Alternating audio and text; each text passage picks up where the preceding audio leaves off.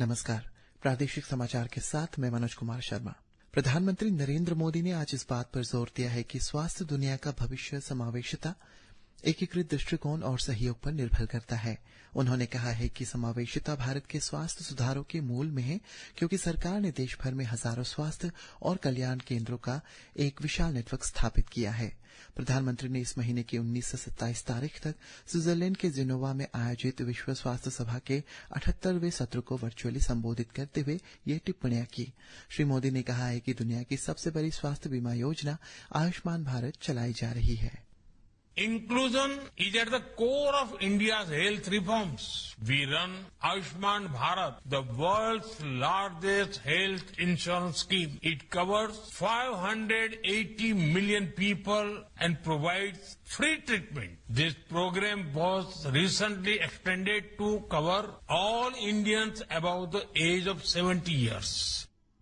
विदेश सचिव विक्रम मिस्री ने आज ऑपरेशन सिंदूर पर भारत के राजनयिक संपर्क के तहत विदेश भेजे जाने वाले सभी दलों के प्रतिनिधिमंडलों के सदस्यों को जानकारी दी। ऑपरेशन सिंदूर पर भारत के राजनयिक संपर्क के लिए गठित 7 में से पहला सर्वदलीय प्रतिनिधिमंडल कल 4 देशों के लिए रवाना होगा।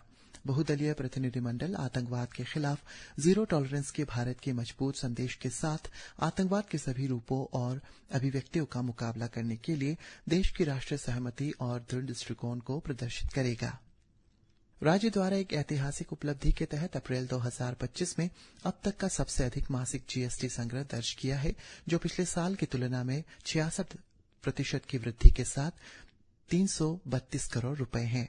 मुख्यमंत्री पेमा खांडू ने सोशल मीडिया पोस्ट में ये खबर साझा करते हुए बताया है कि 2017 में जीएसटी के लॉन्च होने के बाद से राज्य के करदाताओं की संख्या में उल्लेखनीय वृद्धि हुई है और आज 20,000 से अधिक पंजीकृत करदाता है। इस बीच उप मुख्यमंत्री चाउना मेन ने कहा है कि यह उपलब्धि अरुणाचल के मजबूत आर्थिक विकास, बेहतर कर अनुपालन और 20,000 से अधिक पंजीकृत करदाताओं के तेजी से बढ़ते आधार को दर्शाती है। राजधानी पुलिस ने एक बड़ी सफलता हासिल करते हुए एक अंतर्राज्यीय नकल गिरोह का भांडाफोड़ किया है। इस गिरोह को 18 मई को नवोदय विद्यालय समिति के तहत सीबीएसई द्वारा आयोजित भर्ती परीक्षाओं के दौरान नकल करते हुए पाए गए। स्कूल अधिकारियों से प्राप्त विश्वसनीय इनपुट के आधार पर नीति विहार पुलिस स्टेशन ने किंगकप पब्लिक स्कूल के साथ मिलकर तलाशी प्रक्रिया के दौरान 23 उम्मीदवारों को पकड़ा। इसके साथ ही चिंपू पुलिस स्टेशन ने वीकेवी ईटानगर के साथ मिलकर एक और उम्मीदवार को हिरासत में लिया। एक त्वरित और समन्वित जांच के परिणामस्वरूप नकल के प्रयास में शामिल 53 उम्मीदवारों को गिरफ्तार किया गया है और 29 डिवाइस बरामद किए गए हैं। ईटानगर राजधानी क्षेत्र जिला प्रशासन ने सड़क निर्माण कार्य को सुविधाजनक बनाने के लिए आज से NH 415 के यूपिया जंक्शन बरापानी सेक्शन को 2 महीने की अवधि के लिए अस्थायी रूप से बंद करने की घोषणा की है। यह निर्णय कल उपायुक्त कार्यालय में आयोजित एक बैठक के दौरान लिया गया। जारी किए गए परामर्श में ईटानगर और नाहरलगुन के बीच यात्रा करने वाले सभी यात्रियों को बोरुम ब्रिज से होते हुए हेलीपैड मार्ग का, जबकि बंदरदेवा और ईटानगर के बीच यात्रा करने वालों को अरुणोदय यूनिवर्सिटी से होते हुए रेलवे स्टेशन के पास वाले मार्ग का उपयोग करने का निर्देश दिया गया है।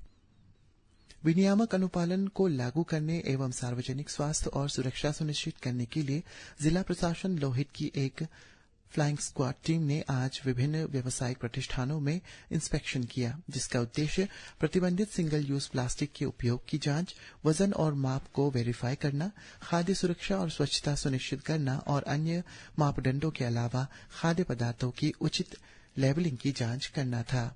इस बीच जिला प्रशासन ने घोषणा की है कि निरंतर अनुपालन सुनिश्चित करने के लिए सार्वजनिक स्वास्थ्य और सुरक्षा की रक्षा के लिए आने वाले दिनों में भी नियमित रूप से इस तरह की इंस्पेक्शन किए जाएंगे। अरुणाचल प्रदेश मधुमक्खी और शहद मिशन ABHM ने आज नाहरलगुन में डायरेक्टरेट ऑफ एग्रीकल्चर के कॉन्फ्रेंस हॉल में विश्व मधुमक्खी दिवस 2025 का आयोजन किया, जिसका उद्देश्य टिकाऊ मधुमक्खी पालन, कीटनाशक विनियमन और राज्य के शहद उत्पादकों के लिए एकीकृत ब्रांडिंग रणनीति की आवश्यकता पर जोर देना है। ईटानगर मौसम विभाग ने राज्य के West Kameng, Pakke Kessang, Papumpare, Lower Subansiri, Siang, Upper Siang, West Siang, Shi Yomi, Dibang Valley, Lower Dibang Valley, Anjaw, Namsai, Changlang, Tirap और लोंगडिंग जिलों के लिए येलो अलर्ट जारी किया है। विभाग के अनुसार इन जिलों में अगले 24 घंटों में अलग अलग स्थानों पर गरज के साथ बिजली गिरने और तेज बारिश होने की संभावना है। इसी के साथ ये समाचार बुलेटिन समाप्त हुआ। नमस्कार।